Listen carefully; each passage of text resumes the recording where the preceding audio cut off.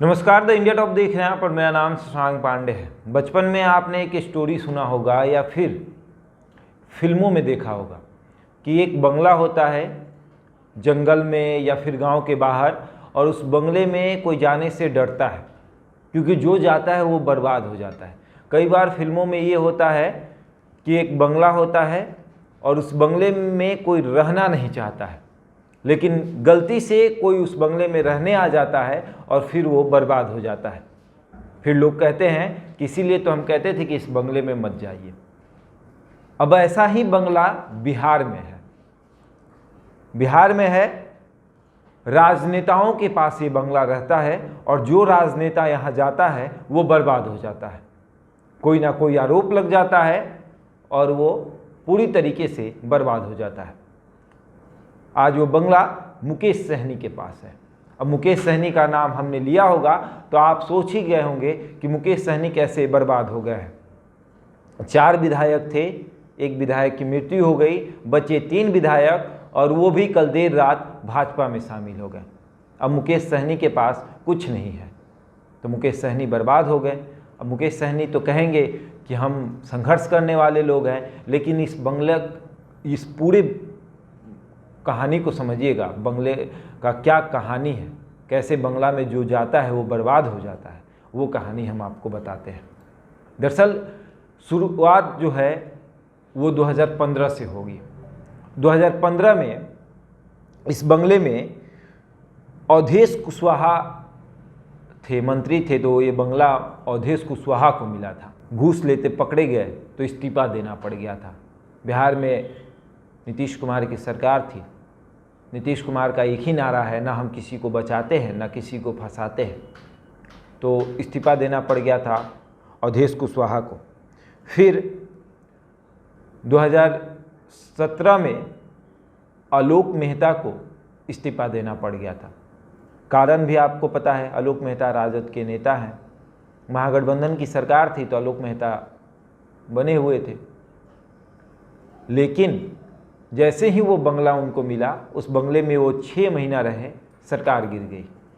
महागठबंधन की सरकार गिरी, आलोक मेहता को अपना पूरा बोरिया बिस्तरा समेट कर घर जाना पड़ गया। फिर बारी आई मंजू वर्मा की। मंजू वर्मा का नाम आपने सुना होगा।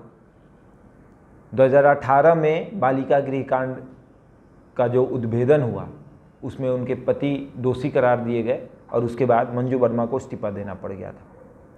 मंजू वर्मा को भी वो बंगला मिला और जैसे ही मंजू वर्मा उसमें 1 साल रहीं, बालिका गृह कांड में उनके पति का नाम आया और उनको भी अपना बोरिया बिस्तरा समेट कर जाना पड़ गया। बारी आई 2021 की। 2020 में चुनाव हुआ। मुकेश सहनी के 11 में से 4 विधायक जीते, मुकेश सहनी हार गए, तो बिहार के मुख्यमंत्री नीतीश कुमार ने मुकेश सहनी को एमएलसी बनाकर मंत्री बना दिया। मुकेश सहनी जब मंत्री बने तो मुकेश सहनी का दुर्भाग्य था कि मुकेश सहनी को वही बंगला मिला जिस बंगले में पहले से 3 मंत्री बर्बाद हो चुके थे।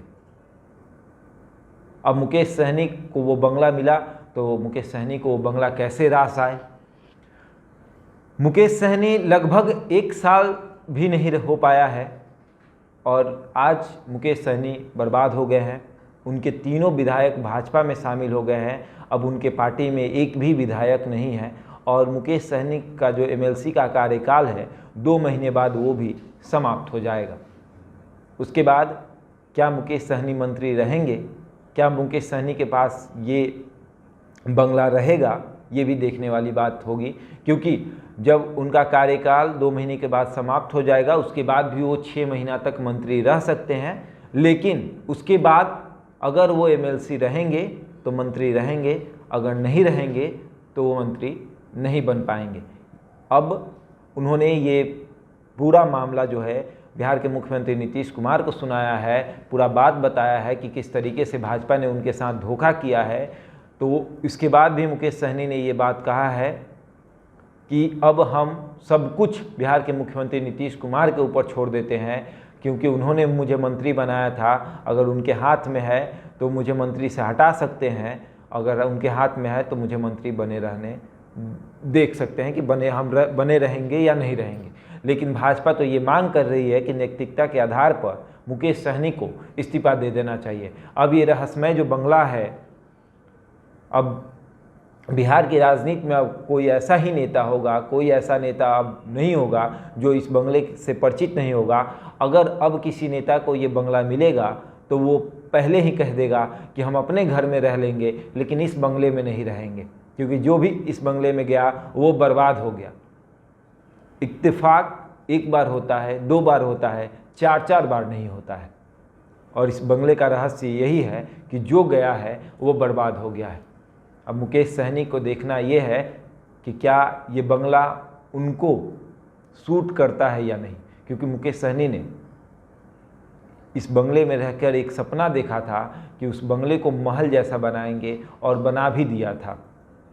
लगातार उस बंगले पर खर्चा कर रहे थे। उस बंगले में 2-3 घर एक्स्ट्रा बना, जुम्बा सहनी सभागार बना उस बंगले में, और लगातार उस बंगले में एक एक मूर्ति लग रही थी। भगवान शिव की प्रतिमा को स्थापित किया गया था, जुम्बा सहनी के मूर्ति को स्थापित किया गया था। लेकिन क्या उस बंगले को मुकेश सहनी खाली करेंगे? और जब मुकेश सहनी उस बंगले को खाली करेंगे तो कितना तकलीफ होगा मुकेश सहनी को। ऐसे ही तमाम खबरों के लिए जुड़े रहें हमारे साथ और देखते रहें द इंडिया टॉक।